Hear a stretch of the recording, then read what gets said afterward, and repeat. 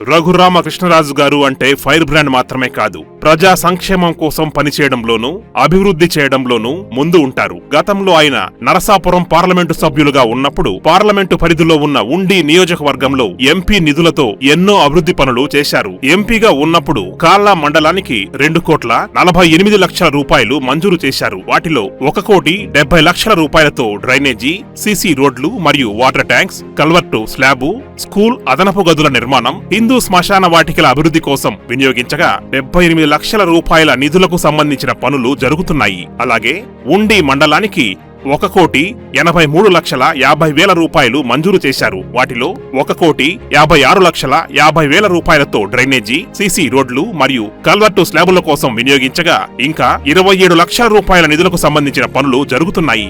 ఆకివీడు మండలానికి మంజూరు చేసిన 1,49,00,000 రూపాయలలో డ్రైనేజీ, సీసీ రోడ్లు మరియు కల్వర్టు స్లాబ్స్ కు 1,06,00,000 రూపాయలు వినియోగించగా ఇంకో 43 లక్షల రూపాయల నిధులకు సంబంధించిన పనులు జరుగుతున్నాయి. పాలకోడేరు మండలానికి మంజూరు చేసిన 53 లక్షల రూపాయలలో 45 లక్షల రూపాయలు డ్రైనేజీ, సీసీ రోడ్లు, పశువులకు ర్యాంపులు, ఇతర అభివృద్ధి పనుల కోసం వినియోగించారు. ఇంకో 8 లక్షల రూపాయల నిధులకు సంబంధించిన పనులు జరుగుతున్నాయి.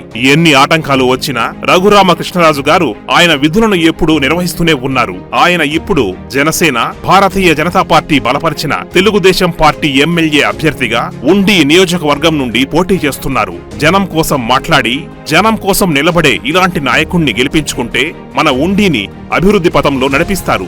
సైకిల్ గుర్తుకు ఓటు వేద్దాం. ఉండి నియోజకవర్గ తెలుగుదేశం పార్టీ ఎమ్మెల్యే అభ్యర్థిగా రఘురామకృష్ణరాజు గారిని గెలిపించుకుందాం.